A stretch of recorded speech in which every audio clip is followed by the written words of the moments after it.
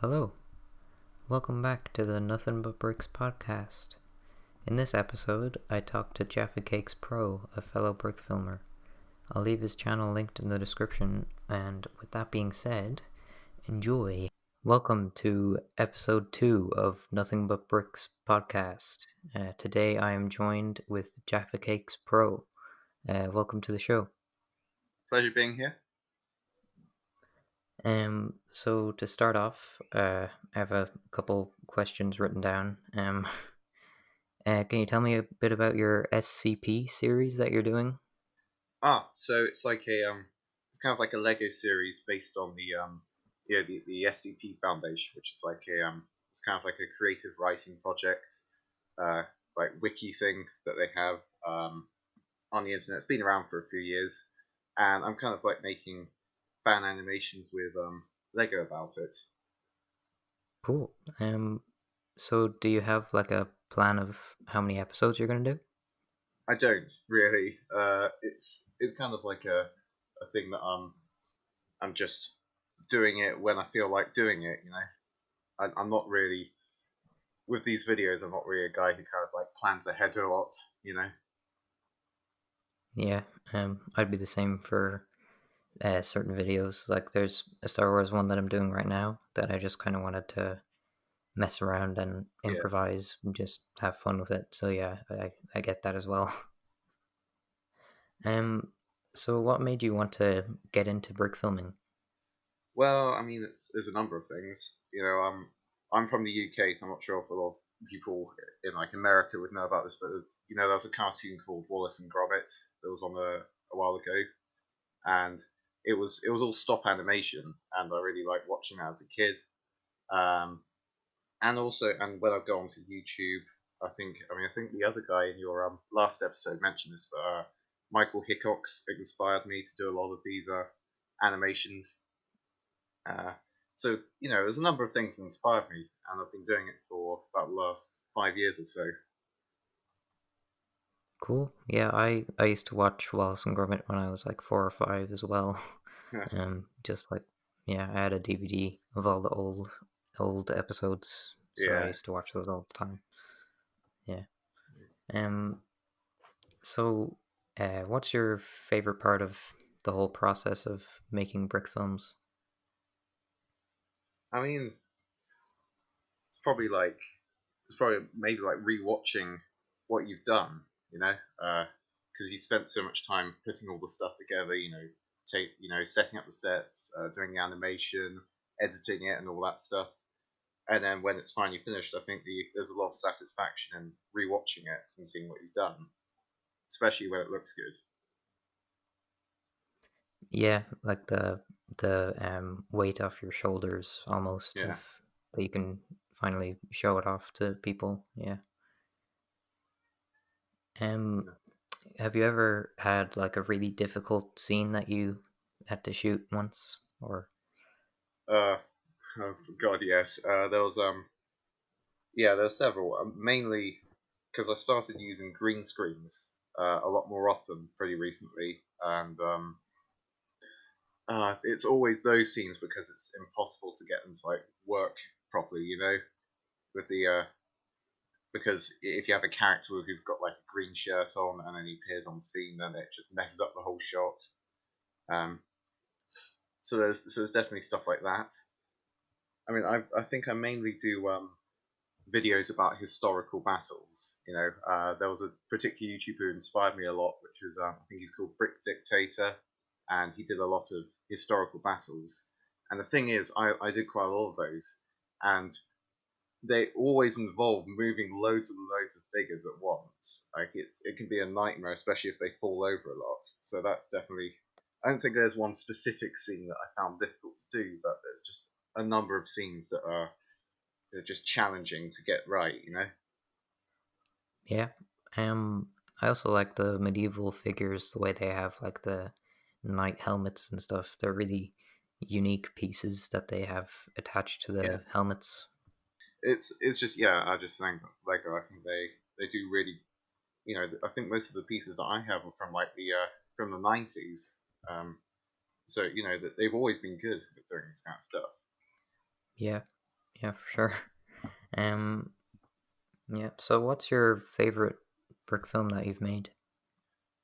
Oh, I mean, it might be the most recent one I did, which was I think it was over 11 minutes long. I was really proud of that. That was definitely one of my favorites. Um,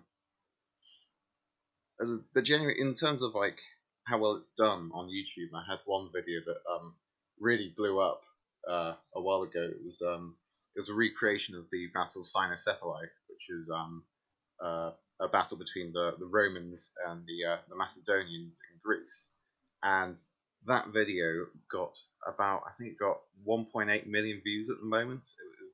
It was really big, and I was very proud of how that one did. Like on a on the basis of like how many views it accumulated. So that definitely made me very proud. Oh, congratulations for the massive success on that. Yeah. Yeah. Yeah. So, do you try to interpret a lot more history-related things into your videos? Yeah. It's I mean it's kind of the main thing really. That's what I've been doing since pretty much the start of the channel. It's been doing like the history stuff because there's a lot of a lot of it writes itself with the videos, especially if you're doing like a recreation of a battle. You have the information and you can kind of adapt it and you can kind of play around with it. And then obviously you sometimes get people nitpicking it in the comments, like, "Oh wait, no, the spear should be like 3 times longer or something." It's you're combining Lego and history, so obviously it's not gonna blend perfectly. Yeah, like they might not make super long spears or anything. No, Yeah. no. Um. So what's building the sets for that like? It's usually pretty easy because well, most battles back in the day were fought in like a big field, maybe near a forest or something, or in a mountain pass. So you'd usually just be like laying down a few large green boards and then just kind of trying to make it so that you can get everything in the shot. You know, it's not it's not super difficult. Cool. Yeah. Yeah, I like when sets are more simple and not too complicated. Yeah. What about your sets? Did you have do you have any difficulty with like your sets when you're making your films? Well, for a Marvel video I made, I had to build a rooftop, so I had to make it look like they were really high up. So I just built like one wall at the front, and then had to make like a platform for them to stand on top. But I didn't have enough flat black pieces, so I just had to like stick a bunch of tiny black pieces together, and they kept coming apart whenever I tried to move the figures. So it looked a bit shaky whenever I played it back, so I had to keep redoing different parts and stuff. But I figured out that if I keep all the pieces together with like different bricks, then it makes it easier. Yeah, I mean, I think I had a thing where I was trying to with my I did the Yaris series. Um, I was trying to construct like a big castle that all the characters would like meet in, and that was where all the main events were happening. And building large castle sets is obviously difficult. So what I did was I effectively made a model that was like a miniature of what it would look like, but for like the figures, it was only like a few bricks large. Yeah, the small scale stuff is really cool in those kind of things. It's like how I was talking about in the last podcast about how it's really cool that brick filmers can come up with creative ways to get past different obstacles that Lego comes with. Yeah, totally. I think that's something that they did in mainstream movies like Lord of the Rings. Like all the major like large sets were uh like models that they built, and then they just put loads of like CGI guy armies like fighting in them. And I thought that's definitely so it's not like a it's a pretty common tactic to do that kind of thing with your sets. and stuff. Yeah, I saw that for episode 1 of Star Wars, the Oh yeah, prequel yeah. trilogy. The pod racing stuff was all a smaller scale as well. Well, this is pod racing. I think that the it's just because they're making this kind of big scenes back in the day was with CGI would have just looked really bad because it's obviously progressed a lot over the years, and then with stop motion, people kind of I think there's generally I think within the community there's generally a disliking when people put um, 3D visual effects in movies. I don't know if you noticed that, but like with uh, I think like there was one video that I saw. I can't remember what it was, but they were using like digital stuff to move the mouth, and I thought it was all right. But there are people in the comments saying no, just change the faces. Yeah, sometimes like if they were using CGI stuff in 90s movies or something, like it's such outdated stuff now that it looks bad, but it might have looked like cutting edge then. Yeah, but yeah, and obviously like stuff like Lord of the Rings, it all pretty much holds up to today. Like I mean, I think I rewatched the movies pretty recently, and they still look really good. Um, just because they did all that practical stuff with the miniature sets, and they didn't just rely on CGI the whole time. I think they really turned out. And obviously, so I think brick films themselves, they're a good way of like making them effectively timeless because I mean Lego itself is I don't think that's really a very dated thing. People are always using Lego, and it's not. I don't think it's really going to age very much. Like in say 20 years or so, people are still going to be making these kind of animations with bricks. Yeah, yeah, I think it's really cool that even any stop motion stuff like Wallace and Gromit as well, like because it's all practical, it will hold up for a very long time. Yeah. Okay. Yeah. So going back to the thing of Lego lasting for a long time, have you ever come across any people saying that like, oh, Lego's just for kids type situation? Uh, I don't think I have actually. Because I think because the whole idea of making a movie out of Lego figures, we're using stop motion. That itself is kind of it's not really a very kiddie thing. It's a neutral thing that is kind of like it's a I don't want to say like it's high art, but it's an art form in a way. So I haven't met anyone who was uh who said nah it's just a kiddie thing. I think it's very universal. In fact, Yeah, I think that's why there are so many people that will be doing it from like their teens up to their 30s or something because it is like an art form like you're saying where they try to perfect it constantly, and it yeah, it's a really creative field, I suppose. hmm, I think I think yeah the stop motion people on YouTube you'd be I think when I started making videos uh I mean, I was surprised by how many there actually were. I think it's because it's like a very broad but quite contained community on YouTube, don't you think? Yeah, because there are so many genres that people could do stop motion in. Yeah, I think that there's something for everyone in Lego videos. Yeah, yeah. Well, I think they yeah, it's yeah, but still, I think it's kind of well, it is universal. I think it's very it hasn't really gained much traction. Like with like as I said, Michael Hickox is really the only big Lego YouTuber I can think of off the top of my head. Like most of the others are like you have a few guys with like 100,000 subscribers. I know there's LCM Brick Show, Brick Dictator, JD Brick Productions, a lot of bricks, but they're kind of like in the hundreds of thousands. But there's not really any oh, there's Brotherhood Workshop, that was another one, but there's not really any Lego YouTubers to say who have the sub count in the millions like you get in like other animation communities, you know? Yeah, I think it's because like the watch time on YouTube is becoming more of a focus than the quality of the videos, that it's making it very difficult for any animators to get their name out there because it takes so long to create the content that they're making.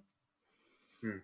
Yeah, it's I mean, yeah, but normal animation, like 2D animation that like most YouTubers, I can't really think of any at the moment. Like Odd One's Out, they that stuff obviously takes a long time, but it has I think it has a very wide appeal, and that's really what makes him what made him so big. Yeah, I think yeah, like those kind of videos can be for all ages, and that's yeah, and they're really creative and uh, can't really think of the word, but like the visuals are really nice. Yeah, that's all I can think to say. Yeah, it's well, they're both like they're both about creativity and that, but I think the thing with Lego is it's very universal, but obviously, but on YouTube, I think they it hasn't really been able to break out yet. And I mean, it has been growing. There's loads of small Lego YouTubers who are making some really good stuff. Actually, I think there's loads of there was one what was it? There was a guy who made a it was a blooming feature length film that he'd been working on for years. I'll see if I can find the name. I think oh yeah, it was called Paired. I think it was. I can't, but it was pretty. It only had like a few thousand views when I watched it. It might have grown since then, but it's uh yeah, but people put a lot of work into this stuff, and it's really nice that they're sharing it. And I think there's loads of other people who would want to see that kind of content on the site, um, but obviously they don't see it as much because it doesn't really gain enough traction for it to be promoted enough. Yeah, like it took me about 4 months to get 6 minutes. So yeah, I can only imagine how long it must have taken you even to do like 11 minutes of a video. Yeah, so it must be really difficult for the even Michael Heacox to get a lot of videos out on a certain upload schedule or something. Yeah. Well, quarantine helped with that. Yeah, yeah. And quarantine days is also helping with that as well, because then you can just combine everyone's efforts into one series. Oh, it's like like a collaboration. Yeah, have you heard about quarantine days? No, I haven't. Oh, so you know Mind Game Studios, the Lego brick filmer YouTuber. Uh, no, actually, I don't. Oh, well, he does Lego brick films as well, and he put out a tweet a few months ago saying anyone who wants to be a part of this Robot Chicken type Lego series, you can submit your 5 to 20 second clips to this email, and then I'll put them all together into one massive video. And then over 100 people submitted videos, and then it ended up being an actual series like Robot Chicken on his channel because so many people submitted them. Oh wow, I'll need to see that. Hang on, it's Robot Chicken, right? Yeah, so it's like the short comedy skits in Robot Chicken, but with Lego figures. All right. Oh yeah, I think I'll have a look for it later. But yeah, well yeah, that sounds really cool. I think that's a great idea because with the whole collaboration thing, because all this stuff it takes ages. As I said before, it takes ages to get this stuff done. But if you have loads of people working on it, like an actual animation studio, that's definitely a very good idea. Yeah, I actually submitted a video myself to it, which also used green screen, and it when you were talking about green screen earlier, it made me think of that video because I drew a background, so it wouldn't have to look up like a copyright background or anything, Yeah. and then it ended up looking like I just put a piece of paper behind the characters, like I drew on a piece of paper, because the green screen was like crumpled or something. Yeah. I think copyright. It's I mean, with animation, that's definitely a risky business. I think I had a thing where I think it was a while back when I put some music over a video and that got I think that got claimed, uh and I thought it was royalty free because I think I saw it on the video. And I was like, oh, it says royalty free when actually it wasn't. So that was a whoopsie moment. Yeah, like I remember when I was trying to find royalty-free sound effects, like a website that had them. I spent about an hour researching just different places that might have them for free, and it was really hard to find them. But then I found that a website called freesound.org had some pretty good stuff. Yeah. Oh, I mean, I think I found some pretty good royalty free sources for sound effects. Yeah, it's also. I mean, I think with like the whole animation thing, it's difficult if you're just one creator on your own making all this stuff, and then you have you have this whole project to work on. Because obviously, back in the day and with like major studio stuff, if you wanted to make a film, you'd have like a dozen, like loads of people involved doing all the stuff like the sounds and the animation and all that. I mean, I'm talking about like uh, mainstream, or even like animated episodes in the TV series. All that stuff requires loads of people working on several different aspects all at once. But when you're on YouTube and you're making a brick film, it's all it's basically just one guy doing it all. Which is why obviously that collaborative project thing that you were talking about, that's such a great idea because you have so many different people, contributing and doing a little part of it. And I mean, I don't know how it would look with so many different animation styles as part of it, but I think that it's definitely a creative thing. Yeah, yeah, uh, like what you were saying. I have to focus. Yeah, anyone who makes Lego videos would have to focus on all the different things. Like lighting is a really difficult thing for me because I only have one lamp in my room that I can use. So yeah, there's also blinds behind me that let a lot of light in after I close them. Even so, it's really hard to get uh, proper lighting in my room. Hmm. Uh, yeah, I mean, I haven't really had too much problem with the whole lighting stuff personally, because I have very dark curtains, and then I just use a couple lamps. I mean, I think the main problem I've really had with the whole lighting situation was the fact that the lighting occasionally changes throughout the film because most cameras um, have this nasty habit of adjusting to the lighting whenever you change something slightly. So I have to turn that off, and it's I didn't really do that enough in a lot of my older videos. Yeah, yeah, lighting can be the most one of the most difficult parts of it because everything else could look fine and then there could be light flicker or something in the background. Hmm. But what about you did that green screen thing you did? Did you have any problems with the color? Because I mean, I do pretty much all the time. Well, because it was a really short video, I was able to focus on every aspect a lot more.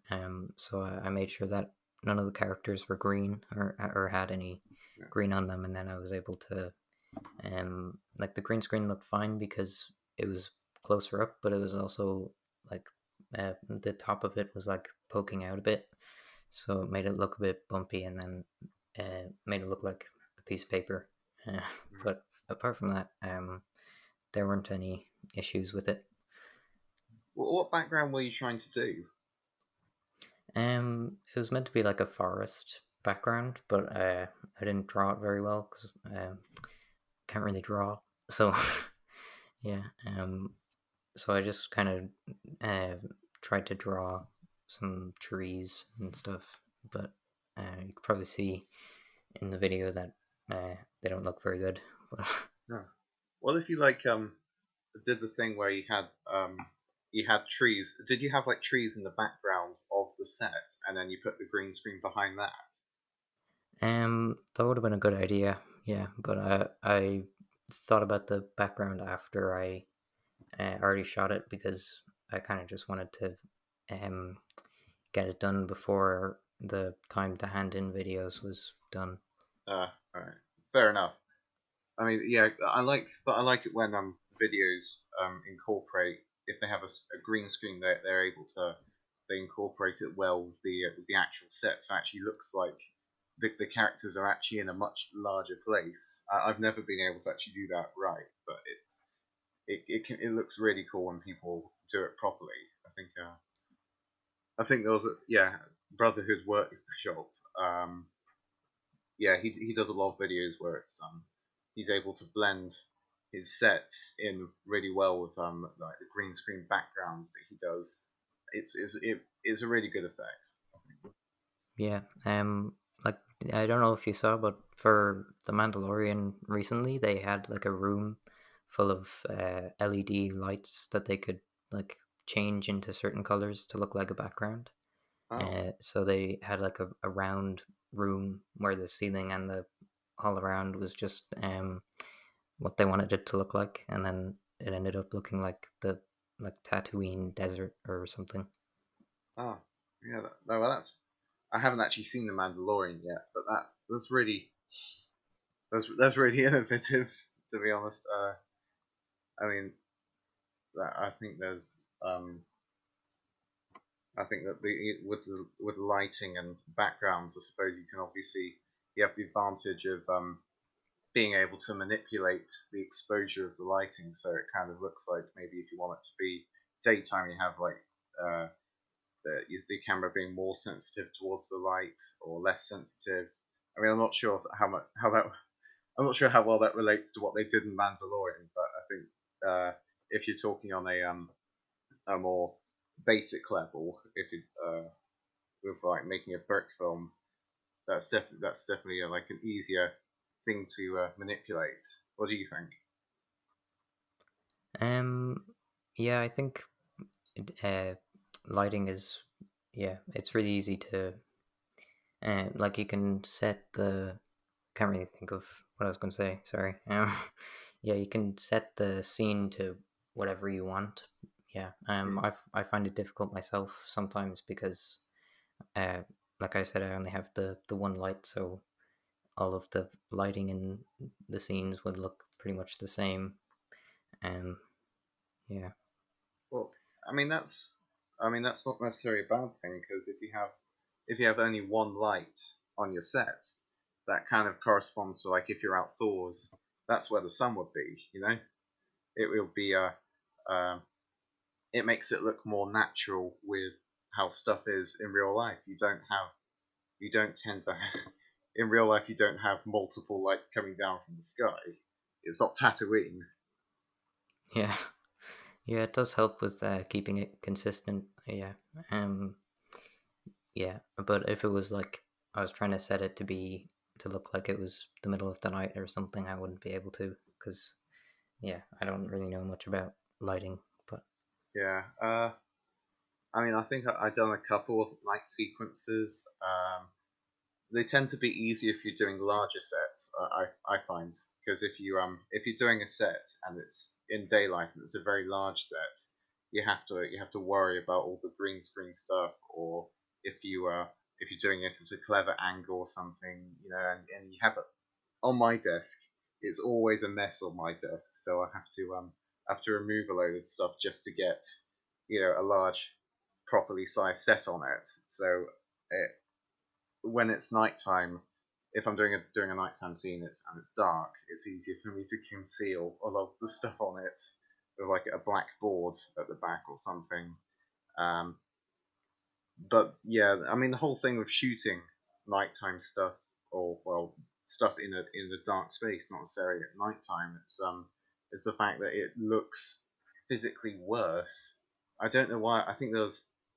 I'm going a bit off topic here, but I think there was a video explaining why dark video always looks worse than light video because it's the colors that computers are programmed to recognize, they don't do a very good job of blending it. So when you have characters moving around in the dark, and obviously you're on a homemade set, it's it often looks a lot worse than if you're filming it in proper lighting.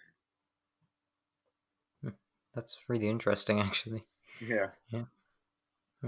I think the deal was that it's like, if you notice, I think even this is even a problem in major movies, that you have a dark sequence, and the lighting on it. If you look at the way that if you have a light or a torch or like a candle in a dark area, then the light emanating from it can sometimes you can see the pixels in it a lot more clearly in a dark scene than say in the light scene, even in like major Hollywood stuff, simply because of the way most digital cameras display color.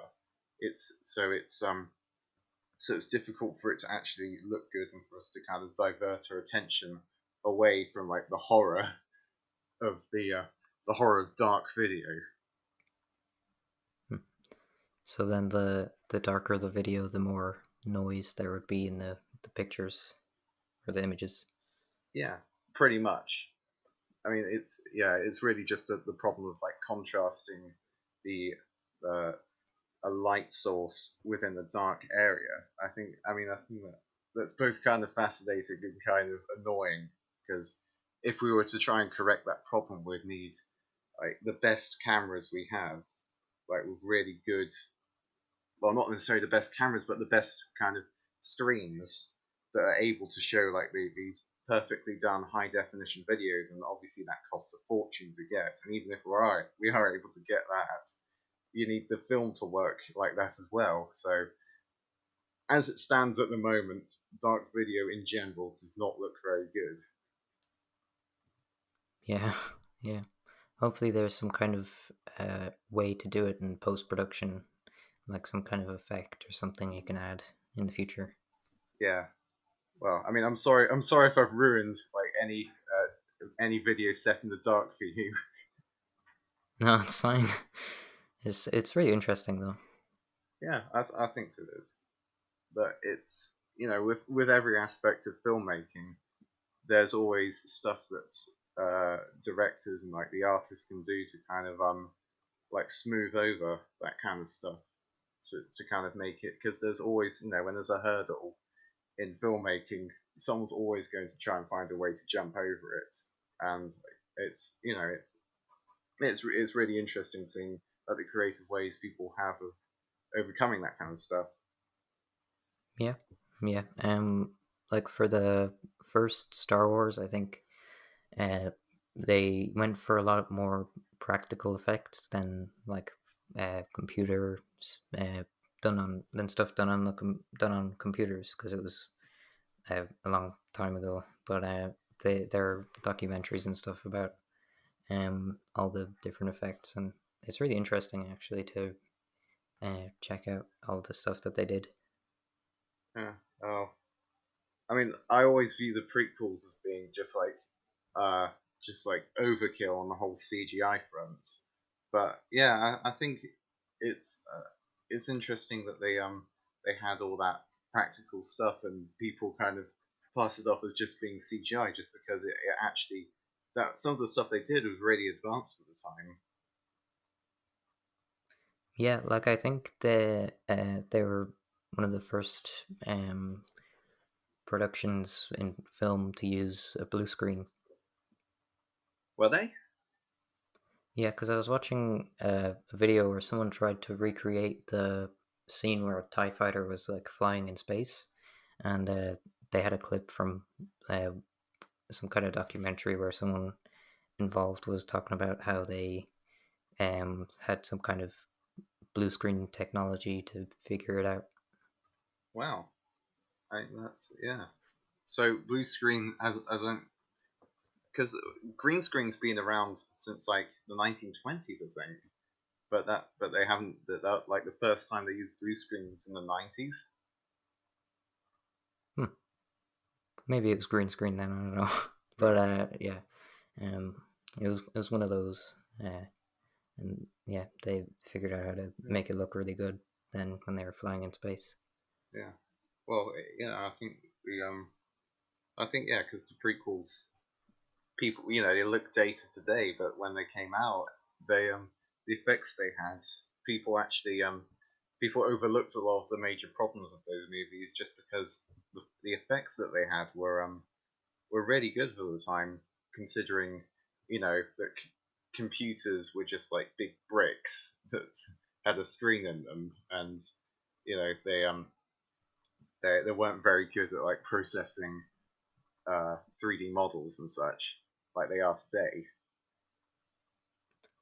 Yeah, yeah, it's like the way I was saying earlier about how uh, it's becoming more and more advanced. All the different CGI stuff, like Thanos in the movies, looked really realistic, but we probably, like, everyone might see that it might not look as realistic in as we thought it was in like 10 years or so. Um, but yeah, I think it's just constantly advancing that so that the older stuff doesn't look as good. Mm. Well, that being said, the original Star Wars still look really good today. Yeah, that's true actually. I mean, obviously they're kind of dated, and going back to the whole thing with brick films, they I think that I think the first brick film was done in like the 1980s or something, but the film itself, um, by today's standards, actually looked like it could have been made pretty recently, just because of the quality of the animation that they'd had. The only thing, obviously, holding it back being the fact that the cameras that they had back then were nowhere near as good as the kind of stuff that we have today. Yeah, yeah, the practical effects were really impressive. Like George Lucas was trying to really push the boundaries of what was possible in filmmaking back then, and I think it's really cool to check out all the behind the scenes stuff for the Oh yeah, early movies. yeah. Well, yeah, they had like with brick films, they had to get really creative with all the practical stuff that they had. I think they used a lot of paintings for some of the scenes as well. Oh, right. Oh, do you mean like the Death Star and stuff? Yeah, yeah, Hmm.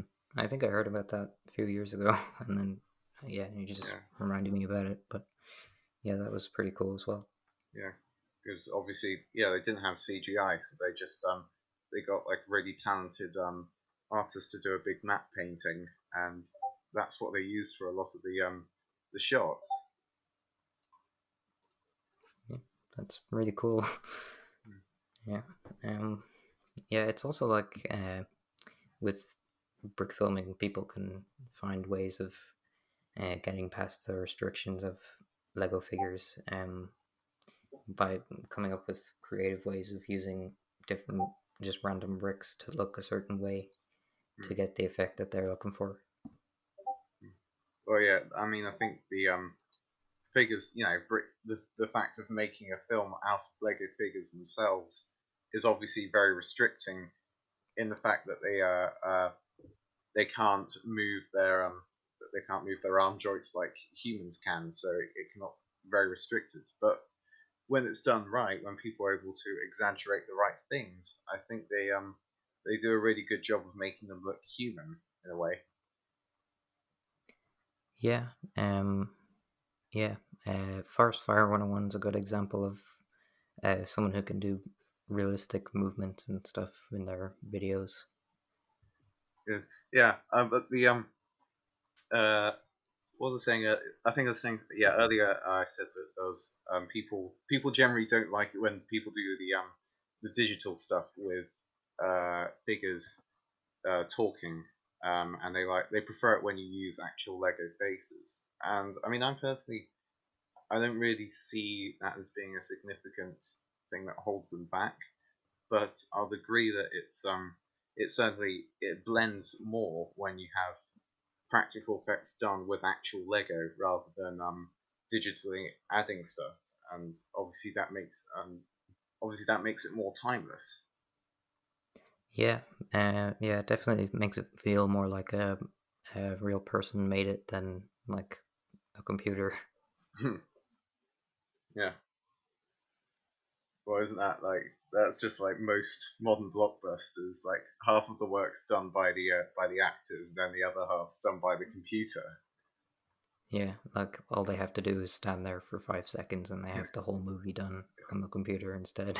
Yeah, just stand in front of a green background and then like have a load of people in blue suits with a load of props running around the set.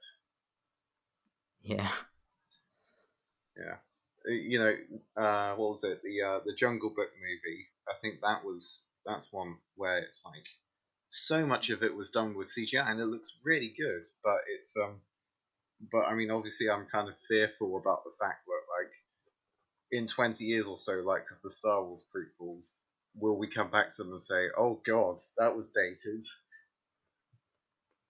yeah. The prequel trilogy would probably be categorized as horror films by then. Yeah. Uh, well, I mean, we don't necessarily say that about films from the 70s. I don't think, but uh, yeah, it would probably have they'll probably seen as like this is how people used to make films. Like Ewan McGregor is the Charlie Chaplin of this era. Yeah, yeah. Yeah. I was just thinking about that, like with everything going on, like what will people think of at this time in the future?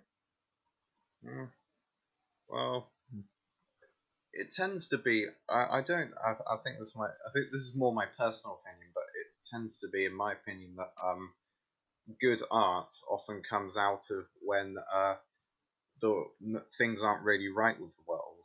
Like with World War Two, a lot of the that drew films around that period drew a lot of inspiration from the stuff that was going on at the time. And even with like animated films like Pinocchio came out at that time, that was ultimately um, I think the war kind of had an impact on people to it gave them some kind of substance to make good art from it. And you can see a similar thing with movies in like around like the early 2000s. Obviously the early 2000s wasn't perfect, but after stuff like 9/11, people you notice a lot of the movies that come out have have a lot have a lot of like darker themes, and uh, like what was it, War of the Worlds was one of those that kind of drew inspiration from the kind of unease that America was feeling at the time after that had happened. Hmm. Yeah, yeah, drawing inspiration from sad events is yeah, very common thing. Like I remember in history class in school, they were saying like loads of there were some soldiers that actually wrote poems like in the trenches during one of the wars. There were some people who were like drawing pictures of like just sketches of uh, everything going on around them, and some people writing poems about their experiences and stuff. It was really interesting. And then there are also just a lot of poets that uh, wrote about the war, World War Two, um, for a long time after that as well. Hmm. Well, I mean, I don't know if that's necessarily going to happen today with like the whole COVID-19 stuff, but it it definitely what was I going to say? I think it's going to have an impact on like culture in general, in how people writing about the kind of the experiences that people are having at the moment. Yeah. Um. Yeah. I've noticed a lot more comedy sketches and stuff on YouTube. Around it. More than like um more serious things being made around it. But there are also relief concerts and stuff. But yeah, I it hope was they're all mainly 6 foot comedy. apart. It was like through Skype and stuff. People like famous singers performed. And, it was all broadcast in the one thing. Hmm. I think they uh, I think well, I think in like 20 years time people are definitely going to there's definitely going to be at least one or two movies made about what's going on at the moment. But I think the more significant thing that comes from it is the feelings people are having um, being transmitted into themes. And I think people like in the next few years, there's going to be a lot more movies focusing on like themes of feeling isolated or like disconnected. I think that's going to be a very strong thing. I mean, obviously, I'm trying to predict what's going to happen. It's pretty much impossible, but I think that it's going to have an impact we uh, on how a lot of films are going to pan out. Yeah, and also with just social media and stuff as like an archive, they could use that to be more accurate in different things in the future. Yeah, because people making movies about World War II or what have you, all they have to go on it are like those old videos and photos and like letters people have written.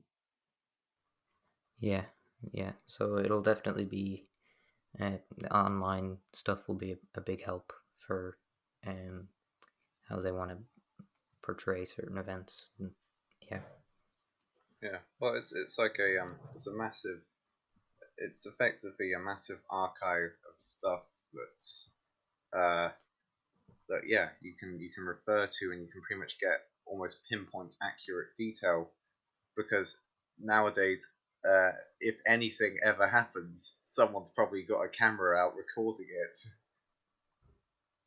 yeah, um, yeah. Pretty much every major thing that happens is documented somewhere online. Yeah. Well, I realize with uh, with the whole thing with brick films themselves, people can actually make those right now while they're in while they are isolating, and so there's actual people actually making their own stuff.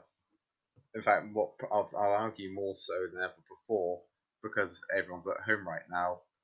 Um, yeah, basically, yeah, it's actual art coming out at the time. Yeah, it's almost like there's no excuse for people who make Lego videos to Yeah, procrastinate yeah. from it or If you're not making Lego videos right now, then what are you doing with your life? yeah. Yeah. Yeah. So how long would you usually spend on a video? Oh, it depends on the video. I mean, in terms of like the gap between uploads, it's usually like at the moment it's like a couple months. Um, but in terms of like the number of hours that have to go into making all the stuff, I can't really put a number on it, but it's like I usually tend to do like a couple hours or so. Um, like on Saturday and Sunday, so like maybe around 4 hours a week for 2 months, and I'll probably like ramp it up towards the end as I'm like, you get to uh, that last stretch towards the finishing line, you do a lot more work, and it's so yeah, I can't put a number on it, but it's definitely it's definitely uh, it's several hours, a lot of hours. Right? Yeah. Yeah. Like I know the days that I would have spent animating, but I wouldn't know like exactly every hour of like how many hours, like you're saying, I would actually be spending per day. Um, yeah, just kind of looking at the overall time frame. Well, it's yeah, it's really I think it's really depends on what you do with the video. What kind of video you're making. If it's going to, it doesn't matter. I don't think the length of the video. I think it's the length of the video. Obviously, it matters a lot, but it's also the content of what's going on throughout the video. So if you have one scene that lasts for about 30 seconds and there's loads of people moving in it, it's that takes a massive amount of time. But if you're having a 10-minute video and most of it just consists of like two or three people walking around and talking to each other, um, then obviously that's a lot easier to make more quickly. Um, yeah, I found that as well. Like, there was a scene in a video that I did where it was like a minute long flashback type scene, and that took about like a week because Mm. the effect that I wanted to go for was like short clips and then still images afterwards because it's meant to be like him remembering what happened, and then if I compare that to like spending a month on a minute long action sequence, it's very different. Hmm. Uh, oh yeah, I think yeah, it goes back to that whole thing about when it's just one person doing all of the work. It makes it far more time consuming. Um, I mean, well, do you have you have I mean, I've put my stuff on YouTube and I've managed to get some level of monetization on it. But do you beside is it just for you? Is it really just a hobby? Because it is for me. For me, it's a hobby, but it's I do, I do kind of get something out of it from having it on YouTube. Yeah, yeah, for me it's just kind of really interesting to try and figure out like for making like I just really like filmmaking in Yeah, general. So yeah, I think uh stop motion is really accessible now, so it's a lot easier to make stop motion videos than like a live action film. I think it's just more time consuming, like you were saying. But I wouldn't make any money off it though. yeah. Yeah, I just feel like it's unfair. If I feel like it's kind of unfair towards people who've spent ages working on this project, and they've you know obviously I think they get it's good when people get a lot out of doing it because they enjoy doing it. But you shouldn't make these kinds of videos if it's if you don't enjoy making it, if it's a pain, if it drags. But honestly, I think it's kind of unfair if people have worked really hard on a really long video and they put it on YouTube and it gets like 100 views in like a month, and they barely get any kind of like feedback or any kind of support from it. yeah, yeah. I suppose when I make my stuff, it's just kind of like a portfolio of the stuff that I can make on my own as well. Hmm. Yeah, it's also a lot of fun to do just to pass the time to mess around with different animation aspects, like the principles. Yeah. Oh yeah. Well, I'm not necessarily saying that it's that you have that it's that like there's one reason why people. What am I saying? I'm saying that yeah, you should do it if you enjoy doing it. But the yeah, it's unfair on the platform of YouTube. I think when there's so many people putting a lot of stuff in and not getting a lot out, when in comparison you have people who with like uh, gaming videos and all that kind of stuff who get a lot out of it, but uh, it's not really as much work. Yeah, yeah. Like if there was a different platform where shorter videos were more rewarding, like specifically for animation, I think that would be really cool. Where like everyone who makes animation videos could go there instead or something. I think that would be a lot more worthwhile for everyone who makes Lego videos. I mean, yeah, the YouTube's really the only major video platform we have at the moment. There's there's Dailymotion, um, and there's I think Vimeo, um, but besides them, there's not really anything that's that they're pretty small in comparison to YouTube. There's nothing that really challenges YouTube in terms of its size and diversity of the content you have on there. Yeah, yeah, it is more accessible as well. Yeah, so it's really easy to upload a video onto it as well. It's probably the appeal. Uh, yeah, and then you could just watch videos from people for hours because there's so much content on it. So, Yeah, yeah, yeah, and it's cleaner. You know, I go onto Daily Motion. I'm like, no, this doesn't feel right. Get me back onto YouTube. yeah. Just the layout of everything is a lot nicer. I think yeah, YouTube itself. I mean, it's not. I'm not saying that it's terrible for animators because obviously there are loads of people who've got quite a lot out of YouTube itself. But it's I think really the problem is the fact that it's difficult for you to really break into the kind of the kind of making well, yeah, making animations effectively. It's difficult for you to really break in and really get that kind of incentive to make more and show people what you've done because I think it's not necessarily about the money but it's the feedback. It's when I see that people have liked my video and people are leaving nice comments, it gives it gives me it gives me a boost effectively.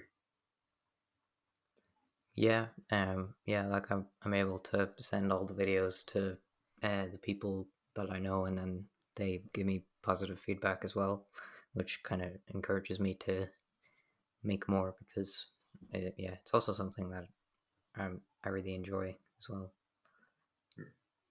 Yeah, it's, yeah, I think, but above everything else, it's the joy of doing like the art.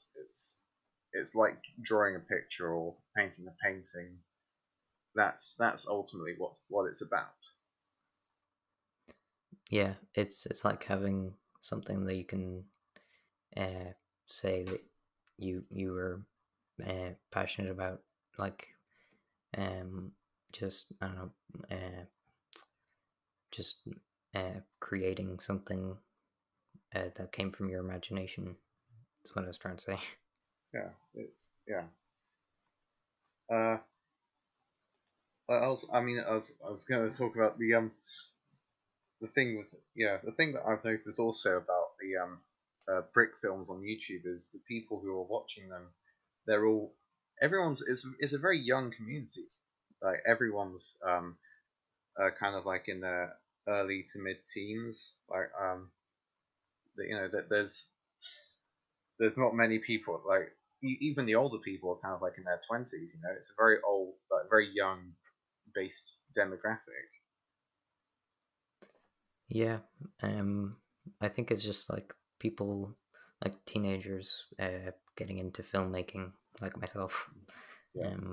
Yeah, can find it through Lego stuff because there are it's kind of it is a community pretty much, and there are so many videos related to making uh, brick films, but uh, so that it's so easy for people to get into.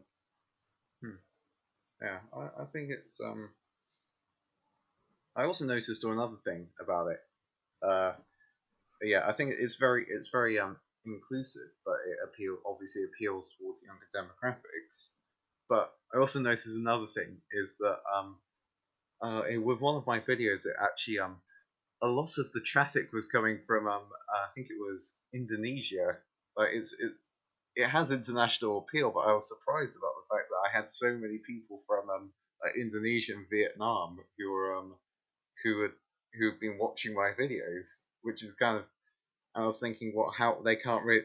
Like I've written the videos in English, so but it's yeah. But I like the fact that it also has international appeal. Yeah, yeah, that's really cool that people from all over the world can enjoy it. Like if there's a brick film without any dialogue, then everyone can understand it as Yeah, well. Yeah, and like Quarantine Days was different people from all over the world that contributed. yeah. Well, yeah. Or like I think that yeah. Or if your video is like kind of a minute of like mindless Lego people just fighting it out, that's it's quite satisfying watching that in a way. Yeah. Yeah. So oh yeah. I think I'm probably going to need to log off pretty soon. Okay. Is there anything that you'd like to um finish off the podcast with? Um,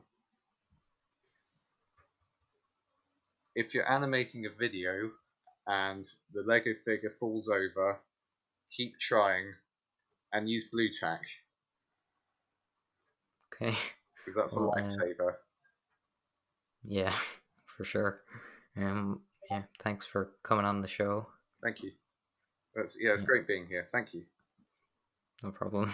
Yeah. Oh, where can people find your stuff your videos? Yeah. Okay. My channel's JAFacakesPro. A lot of people misspelt my name when looking it up, so just type in Lego Romans and one of the highest videos is my one. So uh, Okay. I'm not boasting. I'll also leave it in the description Yeah. as well, so people can Thanks. just get it there. All right. Yeah. So thanks again for coming on. All right.